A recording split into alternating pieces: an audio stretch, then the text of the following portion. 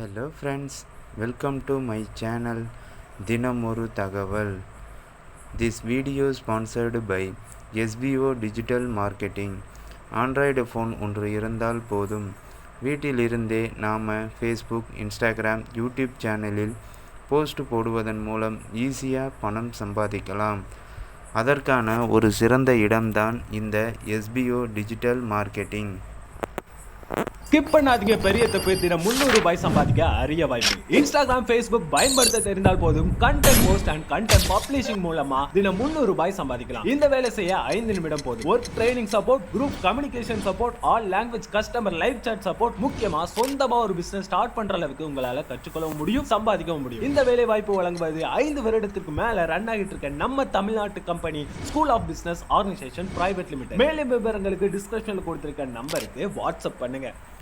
இன்று நாம் எதை பற்றி பார்க்க போகிறோம் அப்படின்னா, மிளகு பற்றியும் அதனுடைய மருத்துவ பயன்களை பற்றியும் தான் நாம் இன்றைக்கி பார்க்க போகிறோம்.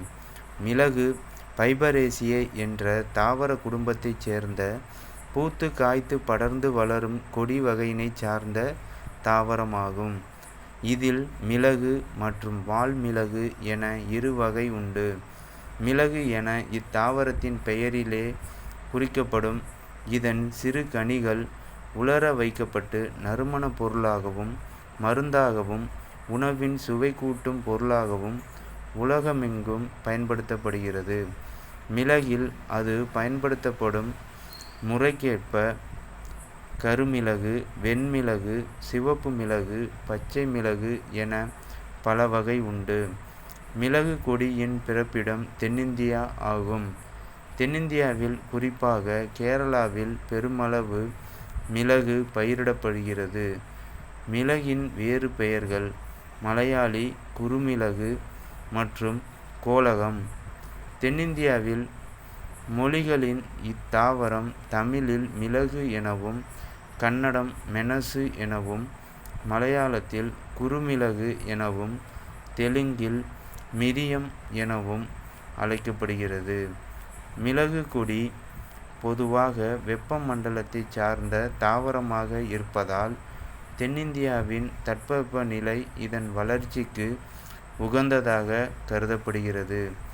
மிளகின் காரத்தன்மை அதிலுள்ள பெப்பரைன் என்ற வேதிப்பொருளால் ஏற்படுவதாகும்.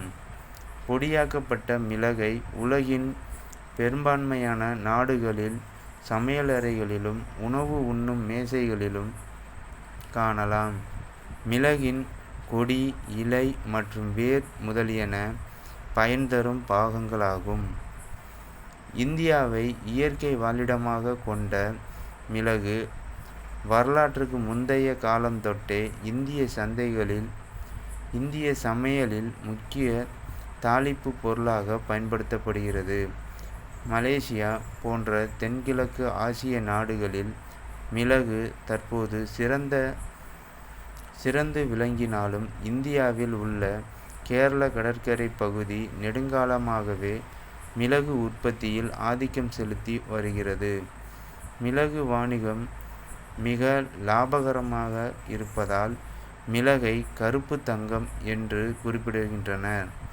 பண்டைய காலத்தில் இப்பகுதியில் பணத்திற்கு பதிலாக மிளகை உபயோகப்படுத்தியதாக வரலாறு கூறுகிறது. இடைக்காலத்தில் இந்தியாவின் கேரள கடற்கரையில் விளைந்த மிளகு உலகெங்கும் சந்தைப்படுத்தப்பட்டது. 16ஆம் நூற்றாண்டின் இறுதியில் ஜாவா, சுமத்ரா, மடகாஸ்கர் போன்ற தீவுகளிலும், இந்தோனேசியா மற்றும் பல கிழக்காசிய நாடுகளிலும் குறைந்த அளவில் பயிரிடப்பட்டது. இவ்விடங்களில் விளைந்த மிளகு சீனாவிலும் உள்நாட்டிலுமே விற்கப்பட்டதால் ஐரோப்பாவின் மிளகு வணிகம் இந்தியாவை நம்பியே இருந்தது.